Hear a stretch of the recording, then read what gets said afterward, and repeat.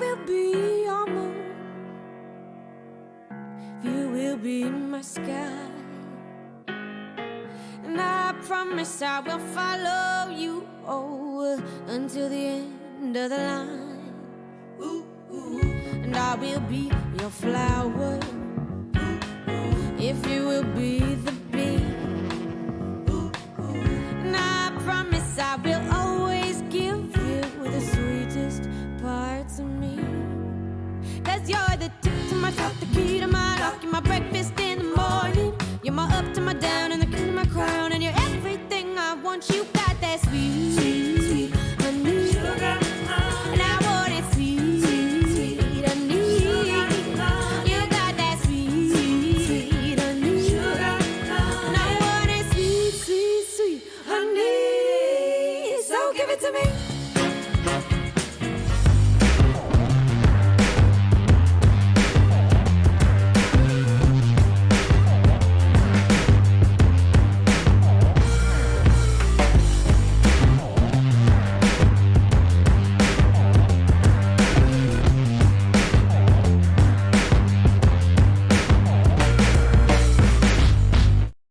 Welcome to WYCD Wicked. That stands for What You Can Do. It's your old pal Jake, and we got a 2 for Tuesday. I absolutely love it.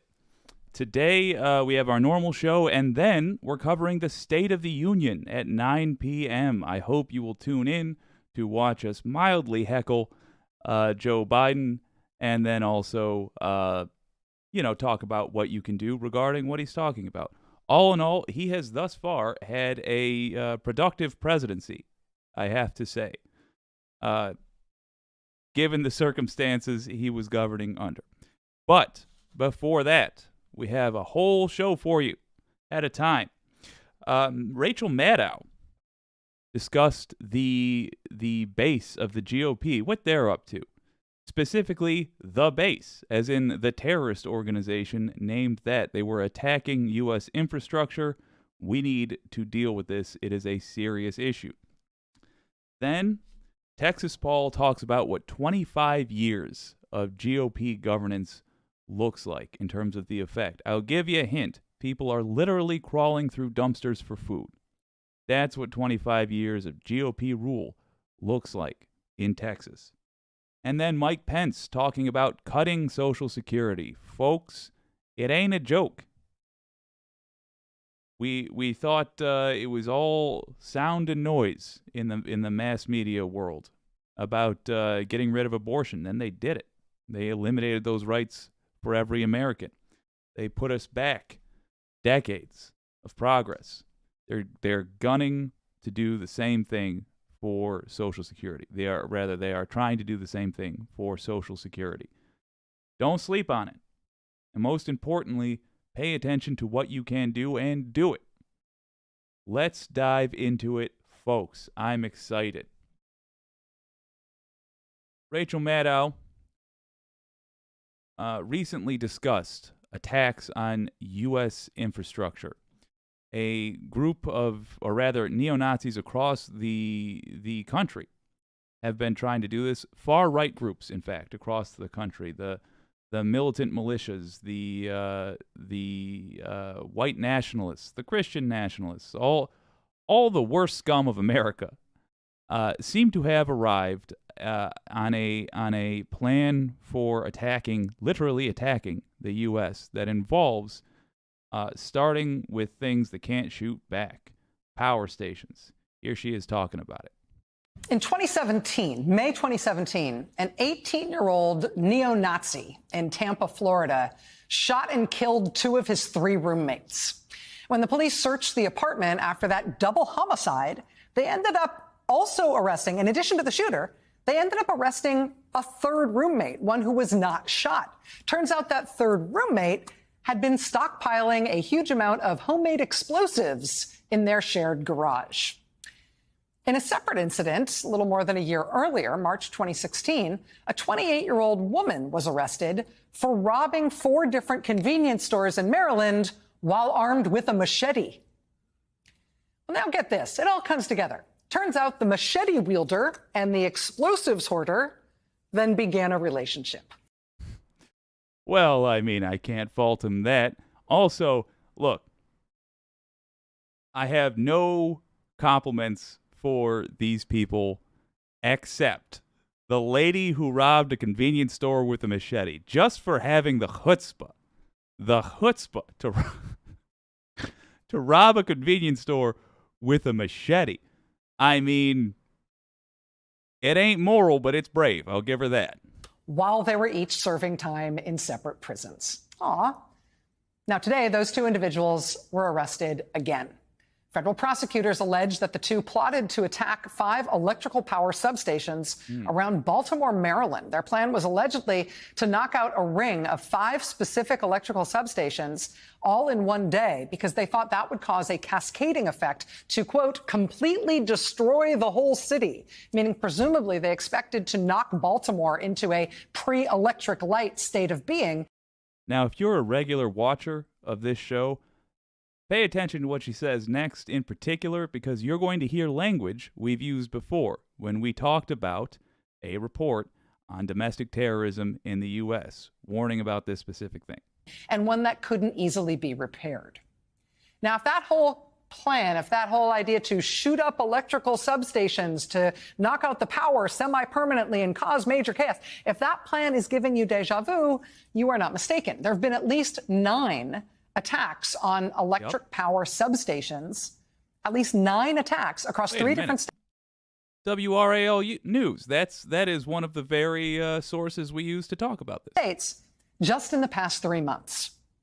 Early last year, Homeland Security issued a bulletin warning that domestic violent extremists have, quote, developed credible specific plans to attack electricity infrastructure.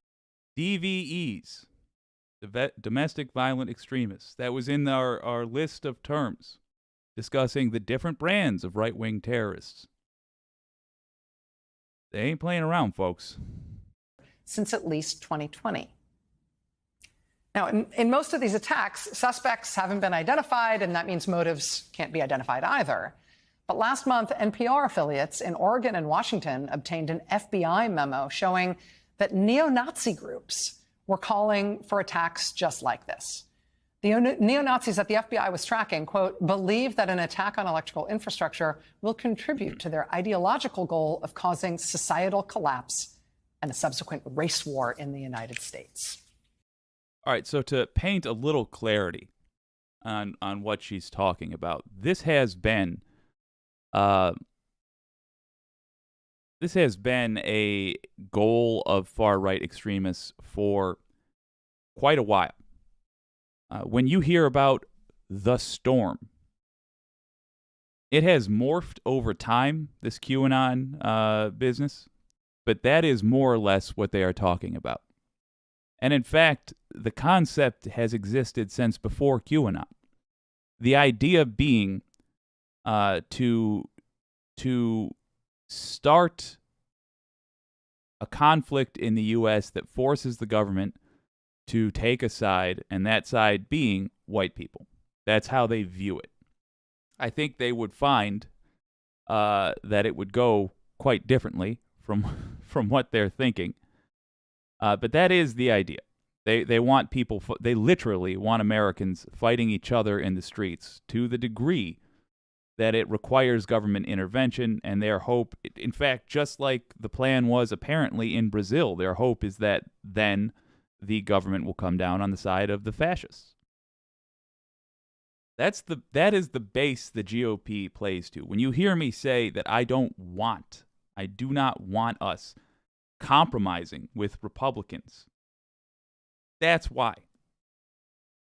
Because the core of who they need to please, that consists of either billionaires or terrorists. I mean, that's it at this point. The people who are voting Republican currently and don't hold terrorist ideas, they also don't really understand what they're voting for. And time again, we find this to be true. In fact, if you look at the average Fox News viewer, they have less knowledge of how the government works and what has been happening in it than somebody who does not watch any news at all. That's how much misinforming Fox does. It is less. Their audience is less prepared to deal with the issues of the world than someone who doesn't pay any attention to them at all. That bad, folks. But this is Rachel Maddow. You know I got to let her keep going. She is among the best. And that's part of what makes these arrests about this planned Baltimore attack today significant. Because the former explosives hoarder arrested today, he's the founder of a neo-Nazi group called the Atomwaffen. And the former machete-wielding robber, who was also arrested today, she wrote what the FBI believed to be an ideological manifesto of sorts, which both references hitting electrical substations to knock out power, and also her admiration for the Unabomber and for Hitler. Wow. Joining us now is Kathleen Ballou. She teaches history at Northwestern University. She's the author of Bring the War Home, The White Power Movement and Paramilitary America, which is really the seminal text in this field. Professor Ballou, I really appreciate I think I wrote about this gal before. Fun fact, in my previous life as a local news journalist, I did write about the base, specifically. In Michigan, a fellow was arrested, a young man, unfortunately, was arrested for starting a training camp. Yeah, full-on terrorist training camp for the base. And I wrote about that. I think she might have been part of that article. Oh, well, no reminiscing. Let's listen. you being here. Thanks for being here. Thanks for having me. So I said at the top of the show tonight that this appears to be emerging as a favored tactic of the white power movement and the sort of neo-Nazi affiliated white supremacist movement in the United States. Is that a fair generalization? Yes, although the electrical part may be new, but infrastructure attacks by this movement are not new. This is a strategy that was pioneered by a group called The Order in 1983, moving forward. And that group is sort of the base of the tactical base for Atomwaffen Division, which translates to the base. So infrastructure attacks are one kind of violence among several others that are all laid out in a strategy in common in order to bring about what the movement seeks, which is the overthrow of the United States, the creation of a white ethno-state, mass violence against communities of color, and even genocide against non-white peoples. So infrastructure attacks sit next to show of force violence like the January 6th attack on the Capitol and mass casualty violence like the Oklahoma City bombing. All of these exist together within one broad ideology in the white power movement.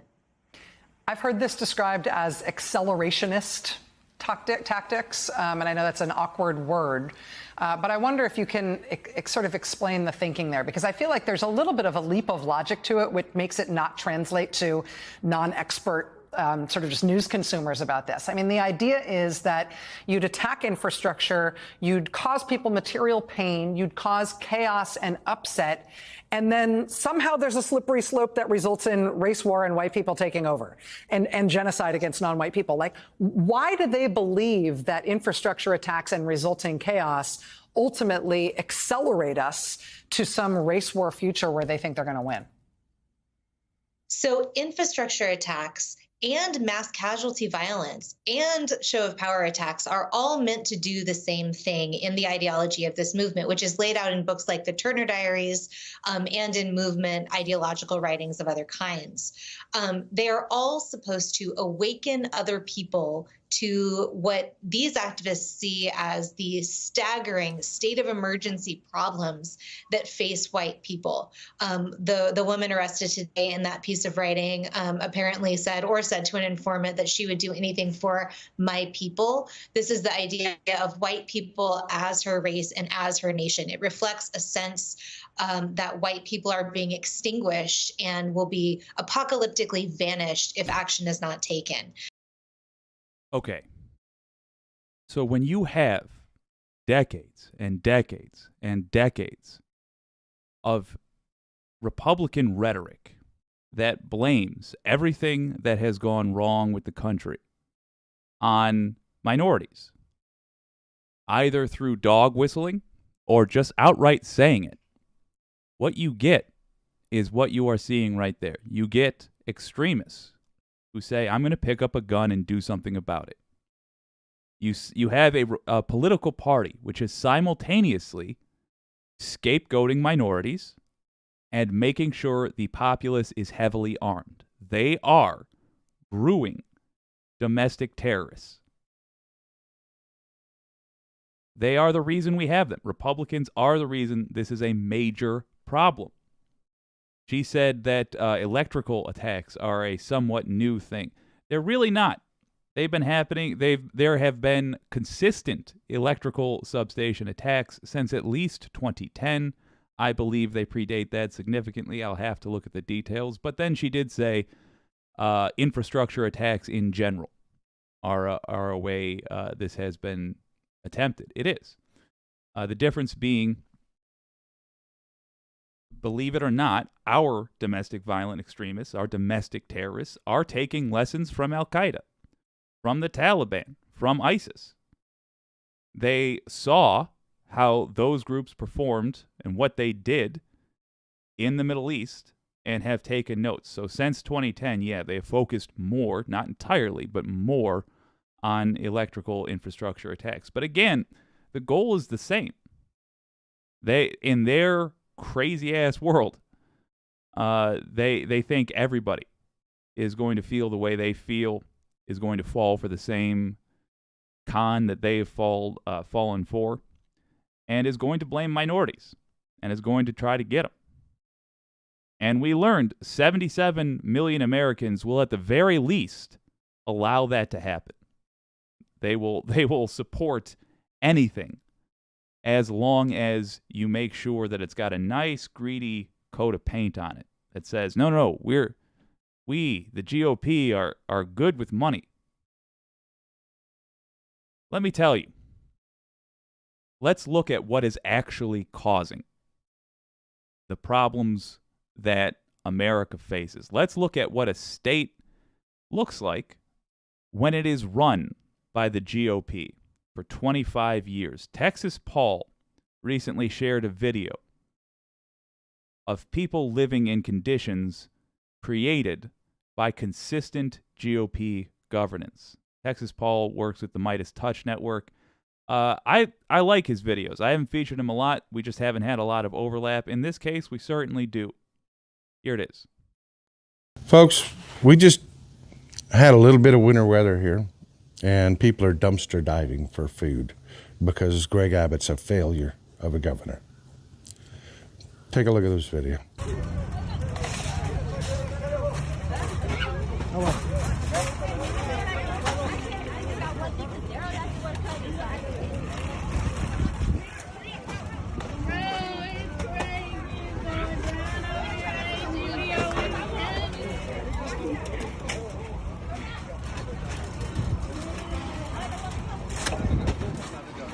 Yeah, folks, those are my fellow Texans in Austin, outside Austin there. Austin's one of the wealthiest cities in the state. And they're dumpster diving for meat. If you don't know what's going on here, we had a mild winter storm. I mean, it was a little bit of freezing weather and a little bit of rain. That was it. It was nothing spectacular. I mean, it's kind of weather that people that live up in Buffalo or Green Bay or anywhere in Minnesota, anywhere up north, they would have gone to a football game, man. But it shuts my state down because we've got a ridiculously lousy governor. And specifically, what specifically has happened? Well, less funding has gone to the roads. Less funding have gone to businesses. Less funding in general have gone to infrastructure. Why? Because big businesses, not normal businesses, but major, huge, multi-billion-dollar businesses, they get tax breaks. The system of taxing in Texas simply does not allow it to pay for basic necessities. It is designed more and more, the longer Republicans stay in power, more and more of it is designed to be privatized. Consistently, we see that privatized aspects of life, versus government-run aspects of life. I'm talking, you can compare anything. Healthcare, the building of infrastructure, whatever. It does poorly in comparison. Privatized versions of these things do worse than public versions. Why? Because the public versions are judged on whether or not the people are satisfied with the product. The private versions are judged on whether or not somebody gets rich. It doesn't help the public for one person to get rich. It just doesn't. For everybody to get a little bit more money, that helps the public tremendously. For everybody to get even a couple of $100 extra a month, that helps tremendously because that money keeps circulating through the economy. But when all those couple of $100 a month in a town instead go to one person who gets a couple extra million a year, doesn't help the town. That guy buys one yacht from a different town, and it's parked somewhere that ain't landlocked. And that money is gone forever from that community. That yacht money does not come back. That's what's happening in Texas. That's why you have people rifling through a dumpster for food in Texas. Let's let him keep going. This man's on a roll. And it happens every year. And we know it's going to happen every year. And we have several people died. And we've got my fellow Texans diving in dumpsters for food because it shut everything down. We lost power again, of course. Austin was 400,000 people were without power for so long that the grocery stores had to start throwing their meat out as spoilage. It was spoiling. And that's what these people are doing, is because they've been unable to go shopping. They've been able, to buy things. Everything's closed down, and it was closed down for so long that they have made their way to the local grocery store and are dumpster diving in the dumpsters to pick through the meat to find the unspoiled meat to take home to their families. Yeah, that's my state. That's really my state. And all right, so tell us why. And that's a conversation we need to have. If you love your spouse or you love anything, you have to love them for what they are.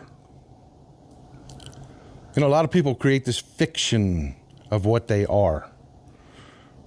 And my state does that in spades. It really does. And I'm going to tell you the truth. Texas is a poor state. We are. We're one step above Mississippi and Louisiana. We are a poor state. What hides it is that we have citizens in our state and little pockets that are, I'm going to tell you, there are pockets in my state that are so freaking wealthy, you would think you were on Rodeo Drive. Don't get me wrong. Dallas and Houston have sections that are just crazy wealthy. Austin has sections up on the river and Lake Travis that are crazy wealthy. Crazy wealthy. I mean, you see the Ferraris, you see the Lamborghinis, but that's not the state, folks. The state is freaking huge. And I'll just give you one example. You have Elon Musk that's moved to my state. Technically, he lives in Texas. He does not live in Texas. And my state runs off a sales tax. He only spends so much money here, and he only lives here. He's got a little bitty shack castle that he calls home. It's not real. We are not taking tax revenue off of Elon Musk. Let's pause that for a second. He's quite right.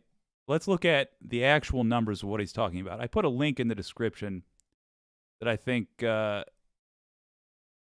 will illustrate this nicely. This is the GDP per capita. Let's get a little bigger there. GDP per person. Because he's talking about Elon Musk throwing off the measurements there. So when people look at that area, they can say, well, on average, people are doing fine. Yeah, because one of them is like the third richest guy in the world, and the rest are dirt poor. Here it is per person, the GDP. In red, you have states that are Republican run. In blue, Democrat run. Well, would you look at that? In the yellow, by the way, that's the average. That includes bear in mind, our 1% richest, which hold the majority of the wealth for the country. But nonetheless, look at the states doing great. On the left, you have the top performing states, mostly blue. On the right, you have the bottom performing states, mostly red. Absolutely brutal. You want to just glance and look at the difference between governance in a red state versus a blue state. There it is. GDP per capita, the amount of money each individual person makes on average. There it is. Let's let Texas Paul finish this up because the man is on a roll. We're taking tax revenue off the lower middle income people that work in his factory. Not Elon Musk.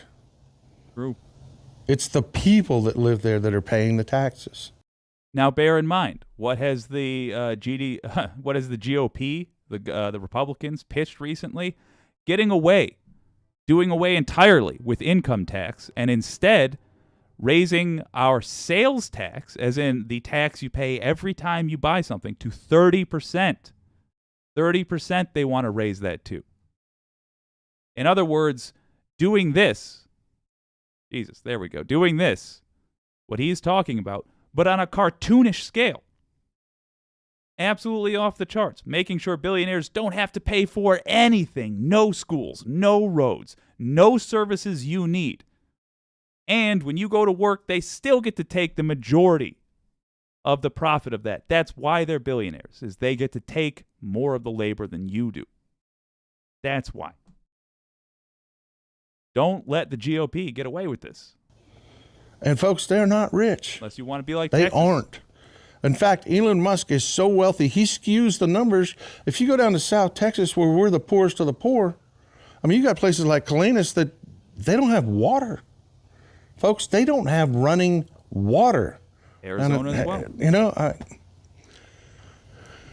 he skews the numbers for at least a dozen counties and makes them look rich when you figure it all in together. And it's not true. It's not reality. And I know there's a lot of Texans that are very proud because we really are proud people. We are. It's just ingrained in our DNA. When you look at our DNA strand, there's a thing there for pride, and it makes the double helix bend. It's so swollen, you know? I mean, it's the way we are. The Texans don't like to say stuff like this about our state. But we're dirt fucking poor. And it's because of people like Greg Abbott who don't live in reality. You know, he's out there thumping his chest, expecting a medal, saying things like, well, the amount of electricity we have available, you know, it's irrelevant. Your responsibility to your citizens doesn't end at the high transmission lines. What did he just say? So Greg Abbott says, and the reason I've included this Texas Paul clip, by the way, I really want to say, if you just enjoy good content, I definitely recommend subscribing to WYCD Wicked. But also, Texas Paul. I find everything he has done has been really compelling. Again, it's not something I've featured much on this show because we haven't had a lot of overlap. But I watch him for fun because he's very interesting. But what did he just bring up there? Another trick. We talked a little bit a couple shows back about the language these politicians use when they are lying to you. That is one such trick. He says the amount of electricity available to Texans, the amount they're producing, is X, and he wants an award for it.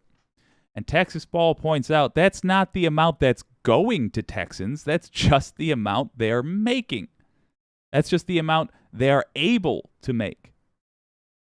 Imagine, if you will, that you have a bakery that's making 10,000 loaves a day, and of bread a day, and you only have the ability to ship out or to sell for one reason or another 100 loaves.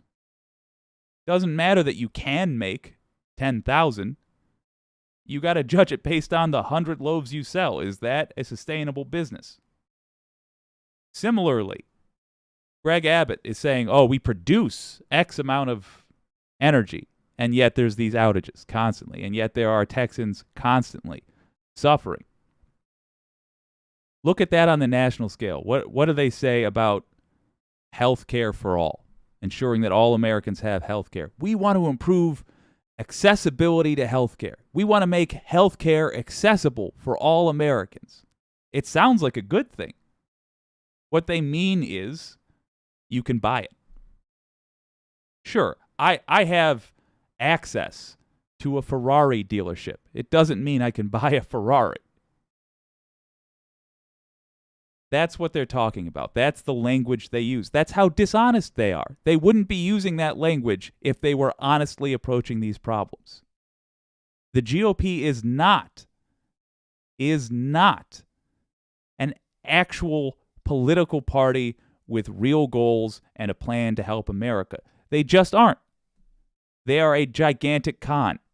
They exist only to enrich themselves by enriching their donors. They're salesmen for billionaires. That is all the GOP is. They lobby for billionaires. They're henchmen.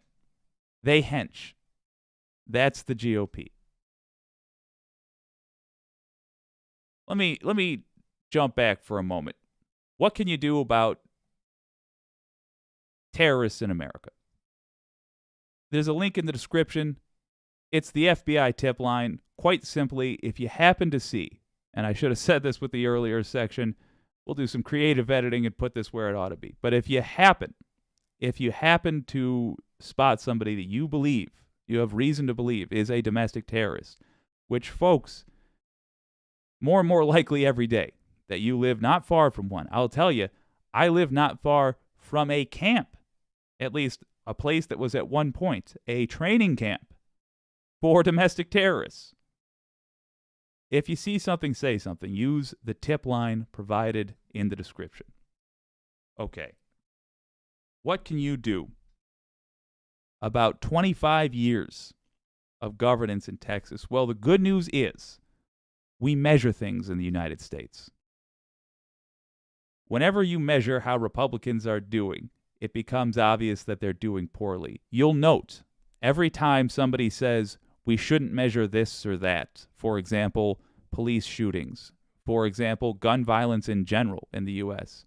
Global warming. Anytime somebody says we shouldn't measure something, it's the GOP. Well, despite their best efforts, we do measure a whole lot of things in America. In the article linked in the description, I have to say I was hugely impressed. It aggregated data from a bunch of places. They also show their methodology and explain it very well. Show that article to your GOP friends. Put it on social media. You don't even have to say, haha, look at this, I win. Just put that article in your social media somewhere.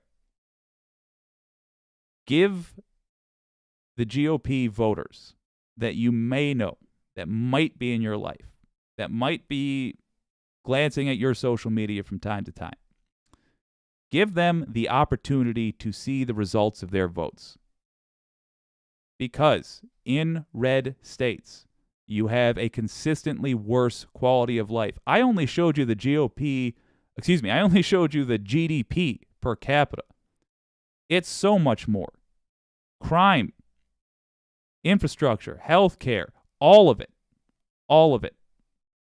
By and large, worse in red states. You have a way worse quality of life if you have been governed by Republicans. Why? Because they haven't been caring about the people they govern. They have been taking your money, giving it to billionaires. That is what they do. Plain and simple. Show that. Show that. That is what you can do. Got a comment here. GR619 says, GRR619 says, Republicans are missing such an easy goal. Yeah, genuinely. Andrew Woznicki says they miss it on purpose for money. And there it is. You just, I don't even have to do my part here. That is exactly correct, Andrew. They are missing it intentionally for money. That's their con. That is what they do. So what's the future look like? Where are they going with this? What's the next big con for Republicans? Well, you want to know what the standard Republican playbook looks like, what the Mitch McConnells of the world are going to be pursuing instead of just the MAGA crazies. Listen to what Mike Pence wants to do. We've got a clip here from the Young Turks. Hey, you know I love me some TYT, babe. Anna Kasparian's recent debate with Ben Shapiro. Wonderful. Cenk Uygur, anytime he goes off, makes me a happy man. Love TYT. Here's a great example of why. This is them heckling the Jim Christ out of Mike Pence, and rightly so. I was a part of it when George W. Bush proposed Social Security reform in 2005. The time has come for us to have the kind of leadership that says to everyone that's got hair the same color as me, nothing's going to change for you. Already, your old pal Jake's got to jump in. Listen to their rhetorical tricks there. We talk about dog whistling a lot. That right there, that was a dog whistle. He wants the people that aren't really paying attention to be like, okay, it's a later thing. But he wants the people that are his voters, and he knows it, that are going to be concerned I might personally suffer. He wants them to know, you'll be fine. This is your grandkids we're screwing over. This is your kids we're screwing over. But you'll be fine. In other words, he's going, listen, I know you've been selfish and you've been on this train because we're going to attack other people, and now it sounds like we're going to attack you. But don't worry, we're still going to be attacking other people. We're just expanding that group of who other people are to people who aren't able to collect this right now. That's what you translate that to. People that have hair like mine, white hair. He's saying, hey, folks my age, you'll be okay. Still vote for us. You're still only screwing over other people. Scumbag. Yeah, but what about people with beautifully chemically altered hair like mine? What happens to me considering I pay into Social Security and should be entitled to those benefits later? He doesn't address that, shockingly. But let's hear more from Mike Pence, who wants to privatize Social Security. To give younger Americans better choices that would also be better for the country, I think is an idea whose time has come. There's a way back. There are modest reforms in entitlements that can be done without disadvantaging anybody at the point of the need. Doubt it. And actually, I think the day could come when we can replace the New Deal with a better deal. The better. Hold on, Anna, if you don't mind me jumping in for a moment. Let me hear that one more time. Give me that good evil. There's a way back. There are modest reforms. Way back from what? Reforming what? In entitlements that. Remember we talked about this, the language they use. What are entitlements? That is a word they have chosen that makes it politically acceptable. It sounds acceptable. It sounds like they are talking about going after, these darn kids, these entitled people. It sounds almost like they're going after rich people, doesn't it? These entitled people. They're going after Social Security, Medicaid, and Medicare. That's what they mean by entitlements. The things you are entitled to as an American citizen. That's what they mean. They're going after anything that allows some Americans to take care of other Americans. In other words, anything that resembles socialism in any way, such as Social Security, they will go after. If they say, let's leave him on that dumb-looking face because that's what I think of the guy. Let me just paint a picture for you. If they got all of these wins for the GOP and they got rid of anything helpful to Americans that they're talking about getting rid of now, the next thing they'd go after, they would try to find a way to privatize police, fire departments, the military. In fact, they are already privatizing the military. Betsy DeVos's scumbag brother, Eric Prince, owns Blackwater. Remember how many people I cite died as a result of George W. Bush's lie in the Middle East? 7,000 American soldiers plus 8,000 contractors. During that war, when it looked real bad, when we kept bringing back reports of how many Americans were killed, when we wanted to wash those numbers, we started relying on contractors a lot. Contractors just means privatized militaries. Death squads. 8,000 of those died. How many of those were Americans? They're pretty tight with their numbers. We aren't sure. Probably most. But we still have to say 7,000 American soldiers died because of the privatization of the military. They will try to do this with everything. They would like rich people to be the new lords of the land and us, to bow to them. They want us to be peasants in medieval times. Bear in mind, if we all got transported back to medieval times, we're suddenly in a medieval society. You and me, we're not the knights in shining armor. We will find there are no knights in shining armor. There are just, at best, well-paid henchmen who get to boss us around and be cruel and prima noctis and yada, yada, yada.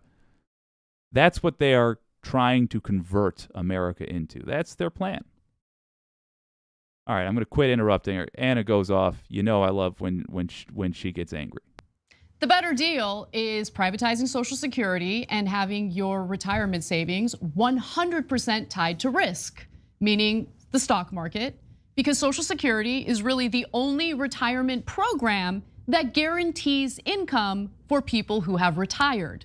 And of course, big businesses, the wealthy, want to gut it. They want to privatize it because they don't want to pay taxes in order to keep it funded and well functioning. Now, go ahead, Cenk. This is what the Republican Party is. I just hope you guys understand that as they lie to you in your face and pretend like they're not looking to cut Social Security or privatize Social Security. They absolutely have been looking at doing so. They will continue persistently fighting to do so. This is who they are. Go ahead, Cenk. You know I love Cenk Uygur. I will listen to him. I have listened to him in marathon sessions, but I must jump in. So, what she just said, that Social Security is a guaranteed income for some Americans. If you want to look at getting a universal guaranteed income, in other words, a universal basic income, a UBI. We discussed a little bit about how you can do that. You can start a pilot program in your town by talking to your mayor or your city council. There are city council meetings in towns all over. It is a requirement that the public be allowed to attend in some manner. Go to these. If you have a big enough town, start a pilot program. But there's another way we can approach this problem. We can approach a solution to the problem of not having a UBI. We can expand Social Security instead of doing what Republicans have been doing and say, let's go older and older and older with it. Let's keep pushing that age up. Go the other way. As productivity goes up in America, we should be pushing the age where you are eligible for Social Security down. We should be saying, instead of having it start when it starts, let's put it at age 50. And pay for it by raising taxes appropriately on the people who have gotten the majority of the benefit of the production. As we have seen many times now, productivity in America has gone up. In fact, have a look at U.S. income by class. Who's been getting that productivity? Oh, well, now, would you look at that? why those in the upper income now get more benefit from that than the rest of us. So let's lower the age of Social Security and pay for it by taxing the rich. Just a thought. But if you're only going to take away one thing from this, remember she said the age of guaranteed income. Remember that phrase, guaranteed income. That is what the old folks are fighting so hard to protect.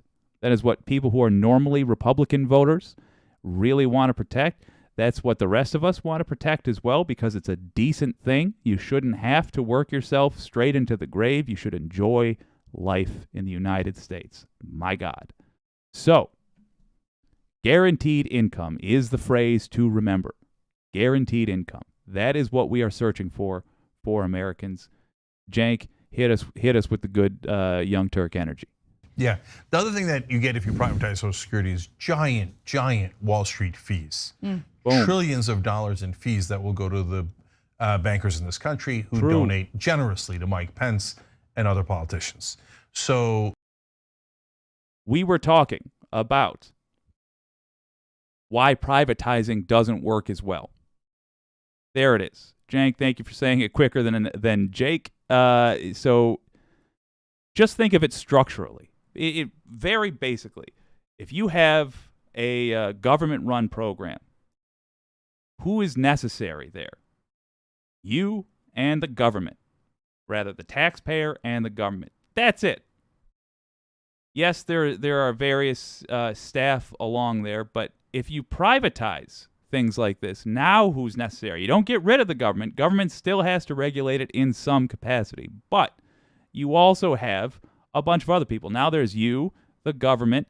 Now there's the stockbrokers, and every time you add a group, remember, you got to pay for their car, their house, their kids' college, all of that. Now there's the stockbrokers. Now there's the people speculating off that stock as well. Now you have the insurance people, everybody who has to insure that, the investment in some capacity. You're also paying for all of that. This process has to make so much money, has to take in so much money that it pays for the lives of the people whose industry involves that piece of awful legislation. Privatizing is bad, generally speaking, for services that the public is reliant upon. Privatizing is fine for luxury goods. Privatizing is fine for all sorts of things. It's not fine for things like this, where the public needs something. That should not be private. that's not a little thing. That's the mother lode. They've been looking to privatize it so they can get those fees for decades now. And so that's why George W. Bush tried it, and now here they come again. Now, guys, when you hear words like better choices, slight reform, make Social Security stronger, a better deal, those are all code words for we're gonna cut it, we're gonna slash it, okay? So remember we've talked about this before, whatever you would have gotten if you got to retire at 65, or these days for most of you 67, right? And you're gonna get Social Security that year, whatever the number is for you, you will not get it if the retirement age is 68. If it's 70, you won't get 3 years worth of payments that you put into. And of course, they're hoping that a lot of you don't get it, that you pass away before then. And that way, hey, we never had to pay you guys, even though you paid into it your whole lives, okay? Absolutely disgraceful. So that is the goal of Republicans. We saw what the base they appeal to is. The base they appeal to are irrational. And they are, frankly, people more likely to become terrorists than anyone else in the United States. They are not people worth compromising with, because you'll have to dilute reality with whatever fiction they live alongside. We saw what a state looks like when it's run by the GOP. In other words, we saw an experiment in long-term GOP rule. The more we allow the GOP to be involved with America, the worse America does. It's that simple. Now we see nationally what they are looking to do. What are they looking to do? To cut the most popular program the United States has ever made. Let me repeat that. They are looking to cut the most popular program that has ever existed in the United States of America. They want to get rid of that. And I think you'll find, if you look around the world, conservative is just a code word for a rich guy's henchman. That's all. When you get rich, funny what happens, you'll bribe anybody. A lot of what you seem to care about suddenly comes down to who's going to regulate in such a way that you are going to make more money. They got the gold sickness. What can you do about it? This one's a layup, folks. Doesn't matter if you're in a red state, doesn't matter if you're in a blue state. In fact, it's an advantage if your district is cherry red, baby. Contact your representative. Tell them you do not want to hear any talk. No talk at all about cutting Social Security. Tell them it is a poison pill for you. Tell them that if they vote or support in any way the cutting of Social Security, you will not, underline this, will not be voting for them in the primaries, and you certainly will not be voting for them in the general election. Contact link in the description. Let me tell you, a handful of people saying that to a representative will affect how they approach the issue, especially if you live in a red district. Oh my gosh. That's why they're using this language, and they're hoping they can use this language and get away with saying this stuff. They're thinking right now it's 2 years before I'm going to have to run, or rather it's a year before I have to run, 2 years before the election. I can get away with cutting this now and pretending like it was something else. And when things go awry with this, I can blame it on Democrats somehow. I'll wait for them to say one thing. I'll wait for them to do one minor change to the bill, such as renaming it slightly. And then I will blame everything on them. Everything that goes wrong, I'll say was their fault. They are not going to try this nonsense if you contact them and say, I see what you're doing. I don't like it. Right now, a handful of people in the United States can change the politics the country is talking about, can change the outcome of this. You can affect the upcoming debt ceiling fight massively. If they stop trying to make cuts to Social Security part of their negotiation that they shouldn't even be having in the first place, well, that's another topic of conversation, part of their fight on the debt ceiling becomes a lot easier. Contact your representative. Tell them you do not want to hear them in any way attacking Social Security. Well, this has been a wonderful get-together with you all today. Lord knows I love me a 2 for Tuesday. I love getting up here and doing 2 live streams. And today, our second live stream will be at 9 p.m. when we look at the State of the Union. It's going to be a good old-fashioned Let's Watch. It'll be you and your old pal Jake watching President Biden talking about the State of the Union. And I cannot wait to hear how he addresses the upcoming debt ceiling fight. It's going to be a fun one, folks. I hope I'll see you there. And I certainly hope if you enjoyed the show today, I'm trying to build this channel. I would love a like. I would certainly love a subscribe so we can see more of each other. This has been WYCD Wicked. That stands for What You Can Do. I'll see you soon.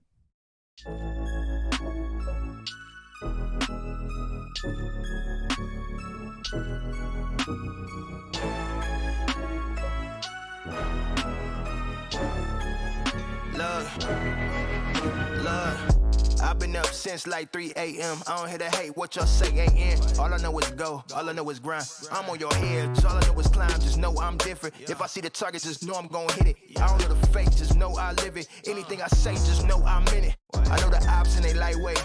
I'm in the zone and I might stay. Yeah, I'm on in the right way. Check the scoreboard, look who I play. They say sky the limit, that's too low for us. We showing up in the nosebleeds of the galaxy. When you think it's great, look, it's actually me. Yeah, it's actually me. Might just pull up on some nonsense. Ain't no limits on my conscience. I don't know, you don't know, we don't know. Stop us. I don't think nothing can stop us. Ain't nothing. none of y'all about to stop us. Might just pull up on some nonsense. Ain't no